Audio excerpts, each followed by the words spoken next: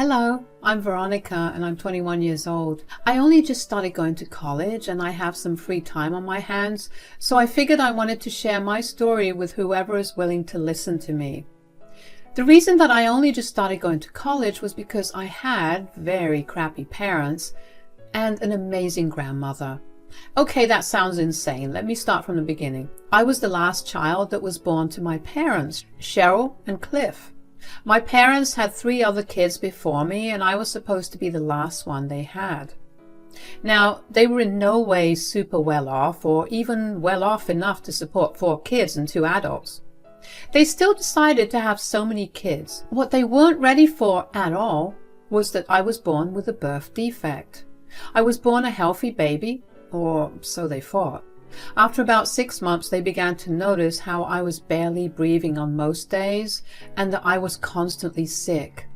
They tried their best to get me to get better, but nothing they did helped. Eventually, they took me to the doctor, where I got diagnosed with an acute form of congenital heart defect. Honestly, I don't even know how the doctors missed that at the time of my birth, but really, I'm just grateful that I got to live past that. My parents, however, were very unhappy with the diagnosis. They went to tell my grandma, Rhea, about it as soon as they got the results about my tests. "Oh, hi guys, what brings you here today?" "Well, we need to tell you something important." "Oh no, is it bad?" "You know what? Why don't you come in? I have some freshly brewed hot coffee here." "That would be lovely, Mom." "So, what's going on?" "So, you know how Veronica has been sick for a really long time?" "Yes, I've been begging both of you to take her to the doctor." "Well, we did when it got really bad. She was barely breathing and had put on barely any weight in the last few months." "Oh no, what did the doctor say?"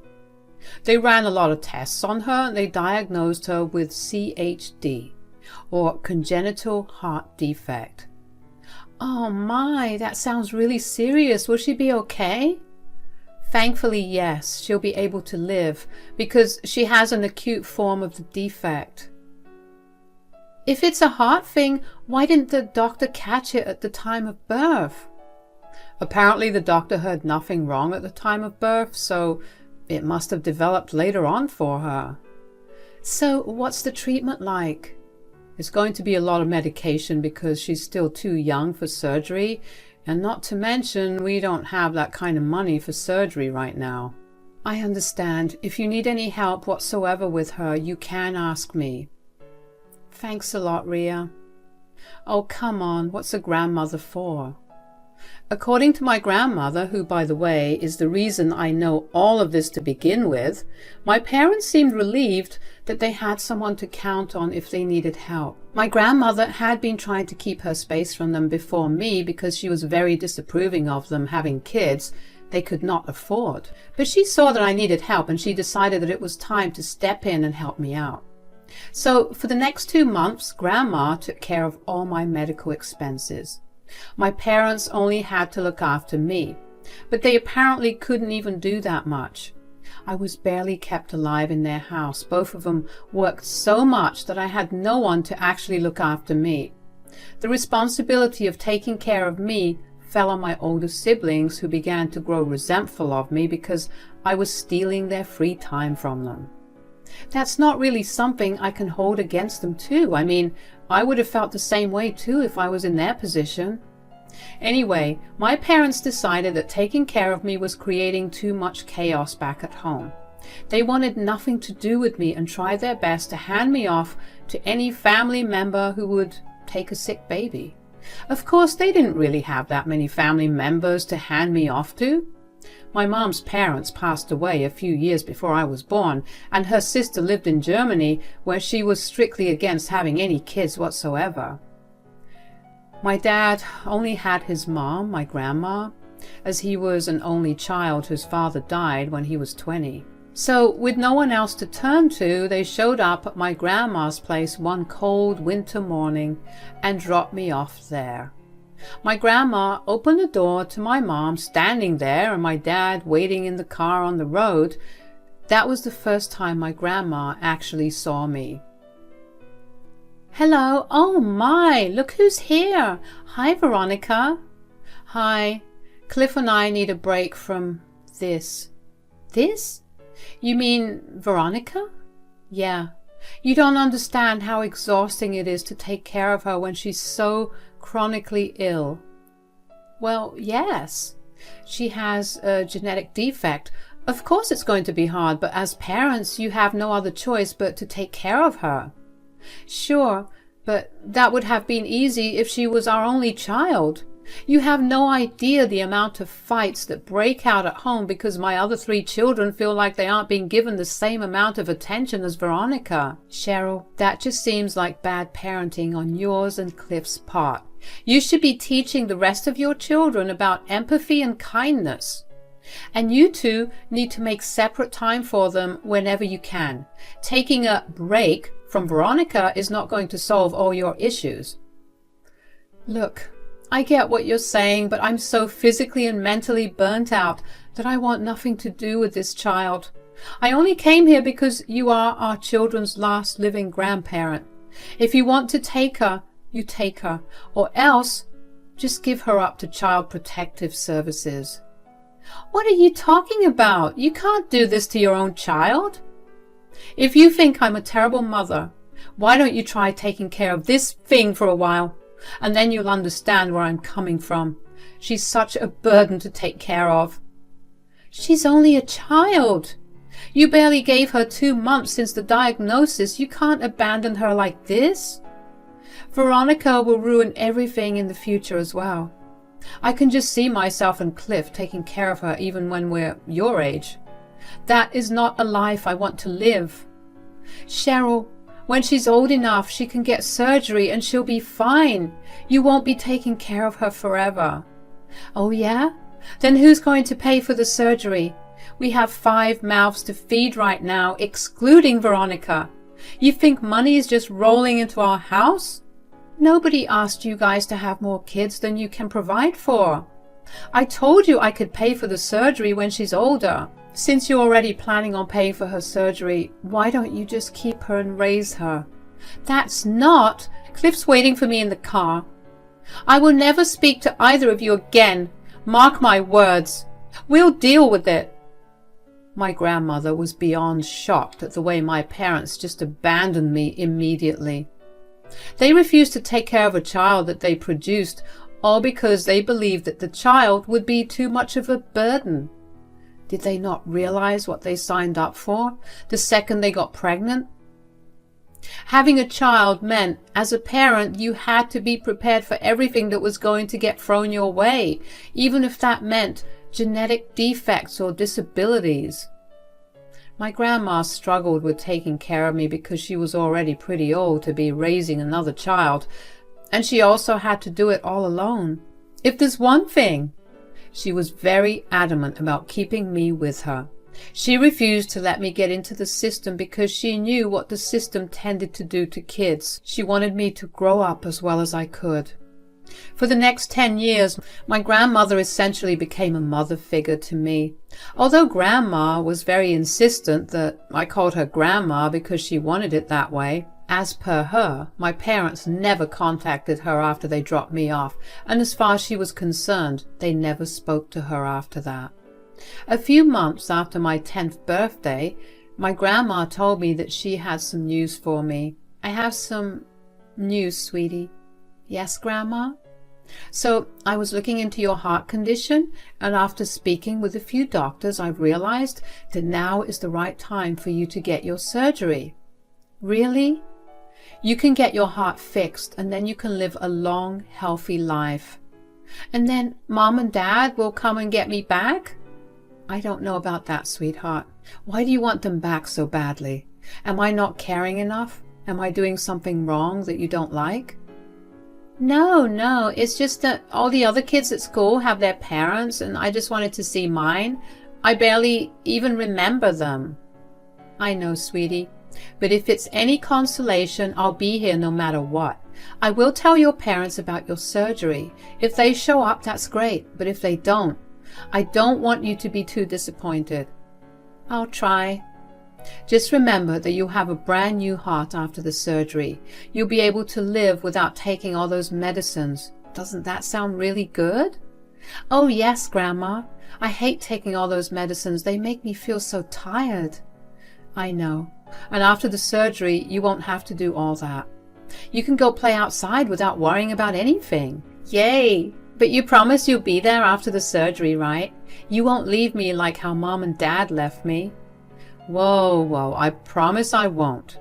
How could I ever let my precious sweetheart go like that? What if Mom and Dad try to take me back and they don't let me see you? I promise that I will fight for you. I will make sure that I sneak into your bedroom and give you all your favorite candies and toys. You're the best, Grandma. I know I am. I remember feeling very nervous for the surgery, but I knew that it would make a world of difference for me. Every night I spent a lot of time just trying to force myself to take the medicines I needed to take because I hated the texture of tablets, and Grandma had to sit with me and gradually make me swallow each one of them. The surgery happened a month after that conversation, and it was a huge success.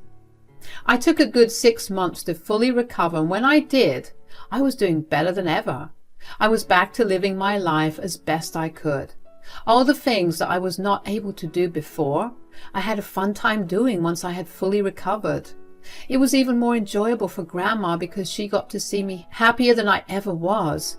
She was glad that she was able to make my life a lot better than what it was. She, of course, did try to reach out to my parents multiple times before, during and after my surgery, but they never responded. Probably because they must have blocked her. Anyways, eventually my life began to come together. I was done with middle and then high school. I was working a part-time job at the local cafe, and I was doing better than I would have if I was in my parents' care. And it was one day after I returned home from work that I walked into the house only to see my grandma collapsed on the floor. I panicked and called 911 immediately. I tried to give her CPR, but it did not seem to work. Thankfully, the ambulance got to Grandma fast and she was taken into the ER. Once there, I was told that she had a heart attack. Before I could even react, I was guided to complete some paperwork, and when I finally returned to the room, Grandma was waking up. Oh my God, what happened? Where am I? Grandma, oh thank God you're awake. Well, yes, but what even happened? You had a heart attack. Thankfully, it wasn't too serious. I had a heart attack? Yeah, the doctor said that it was brought on due to your age and your diet. So there's going to be some real heavy restrictions on what you eat, and you're going to have to start exercising every day now. Oh, hell, I don't care about all that. I know, but you're all that I have left. You can't leave me right now. Oh, sweetie, you're right. I haven't even asked you how you're doing. I'm okay. I was really scared, though. If I didn't come back home in time... Shh, don't think about the what-ifs. Everything worked out fine, and I promise you that I'll take better care of myself right now.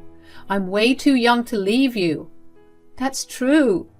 Although this has made me think about redoing my will. Don't speak like you'll pass away any minute now. No, it's just all of this was so sudden. Who knows what will happen even tomorrow? I didn't wake up this morning anticipating a heart attack. I just want you to be well taken care of after I go, too. You're right. So what are you going to do about your will? As soon as I get out of here, I'll contact my lawyer and have him revise everything. At first, everything was going to go to your father, but now I don't think so. You'll get everything. Me? Why me? I didn't do anything much. Sure, but I raised you like you were my own child. You've been there with me these past 18 years while your dad hasn't even attempted to call me even once since he left you with me. I don't want my remaining things to go to someone who's so selfish. Well, whatever you choose to do, I'll support you. I just want you here, and that's more than enough. I was still reeling in from the fact that Grandmother, my only family, almost died. If I had been even a minute late, I would not have been able to see her alive. I felt hollow for a long time after that. The only thing that kept me alive and a little alert was the fact that even when she was close to death, my grandmother still only cared for me and my well-being. Grandma got discharged from the hospital about a week later, and as soon as she was out, she contacted her lawyer. I was tasked with driving her around as she made some final amends to her will and also got other documentation in order so I could have a smooth time after she was gone. Of course, there was this huge air of sadness during this time, but it still warmed my heart to see Grandma work so hard for me, even when I was old enough to take care of myself. The 2 years after that, Grandma's health rapidly deteriorated. Towards the end of her life, she slipped into a coma. I was an inconsolable mess. I wanted nothing more than for her to wake up and console me, but that would not be possible. Since she was my dad's mom, I figured that he'd at least want to see her before she died. I couldn't reach their numbers, but I happened to find their email IDs, so I sent them an email telling them about Grandma's nearing end, and I never got a response from them even after her death. After Grandma's death, I was a mess. I spiraled into depression because it finally settled in me just how lonely I really was. I had no family and barely a few friends. My grandma was all I had. My anger and resentment towards my parents only grew larger at this time because I blamed them for putting the stress of taking care of me on her. Maybe if she didn't have to take care of me for so long, she'd have lived longer. I eventually managed to get myself out of that spiral and went back to living as normally as I could. And just when things were starting to get better, a whole year after Grandma passed away, I was visited by my parents. "Veronica, you look so good." Hello? "Do you recognize us?" "Not really." "Of course, it's been a very long time since we last saw each other. I'm your mother, Cheryl." "And I'm your father, Cliff." "Oh, hi. What brought you guys here?" "We only just heard about Ria's passing away. We came by to offer our condolences."